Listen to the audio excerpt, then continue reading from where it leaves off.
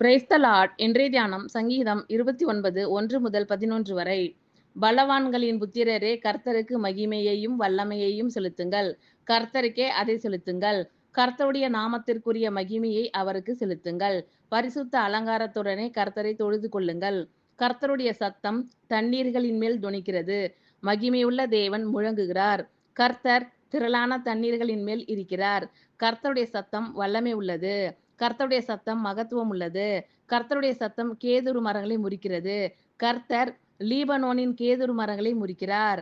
அவைகளை கன்று குட்டிகளைப் போலவும் லீபனோனையும் சீரியோனையும் காண்டாமிருக குட்டிகளைப் போலவும் துள்ள பண்ணுகிறார். கர்த்தருடைய சத்தம் அக்னி ஜுவாலிகளை பிளக்கும். கர்த்தருடைய சத்தம் வனாந்தரத்தை அதிர பண்ணும். கர்த்தர் காதேஸ் வனாந்தரத்தை அதிர பண்ணுகிறார். கர்த்தருடைய சத்தம் பெண்பான்களை ஈனும்படி செய்து காடுகளை வெளியாக்கும். அவருடைய ஆலயத்தில் உள்ள யாவரும் அவருடைய மகிமையை பிரஸ்தாபிக்கிறார்கள். கர்த்தர் ஜல பிரவாகத்தின் மேல் உட்கார்ந்திருக்கிறார். கர்த்தர் என்றென்றைக்கும் ராஜாவாக வீற்றிருக்கிறார். கர்த்தர் தமது ஜனத்திற்கு பலன் கொடுப்பார். கர்த்தர் தமது ஜனத்திற்கு சமாதானம் அருளி அவர்களை ஆசீர்வதிப்பார். பலவான்களின் புத்திரரே, கர்த்தருக்கு மகிமையையும் வல்லமையையும் செலுத்துங்கள். கர்த்தருக்கே அதை செலுத்துங்கள். கர்த்தருடைய நாமத்திற்குரிய மகிமையை அவருக்கு செலுத்துங்கள். பரிசுத்த அலங்காரத்துடனே கர்த்தரை தொழுது கொள்ளுங்கள். கர்த்தருடைய சத்தம் தண்ணீர்களின் மேல் தொனிக்கிறது. மகிமையுள்ள தேவன் முழங்குகிறார். கர்த்தர் திரளான தண்ணீர்களின் மேல் இருக்கிறார். கர்த்தருடைய சத்தம் வல்லமை உள்ளது. கர்த்தருடைய சத்தம் மகத்துவம் உள்ளது.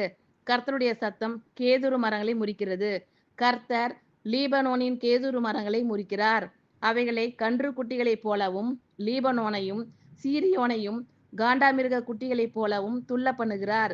கர்த்தருடைய சத்தம் அக்னி ஜுவாலைகளை பிளக்கும். கர்த்தருடைய சத்தம் வனாந்தரத்தை அதிர பண்ணும். கர்த்தர் காதேஸ் வனாந்தரத்தை அதிர பண்ணுகிறார். கர்த்தருடைய சத்தம் பெண்மான்களை ஈனும்படி செய்து காடுகளை வெளியாக்கும். அவருடைய ஆலயத்தில் உள்ள யாவரும் அவருடைய மகிமையை பிரஸ்தாபிக்கிறார்கள். கர்த்தர் ஜல பிரவாகத்தின் மேல் உட்கார்ந்திருக்கிறார். கர்த்தர் என்றென்றைக்கும் ராஜாவாக வீற்றிருக்கிறார். கர்த்தர் தமது ஜனத்திற்கு பலன் கொடுப்பார்.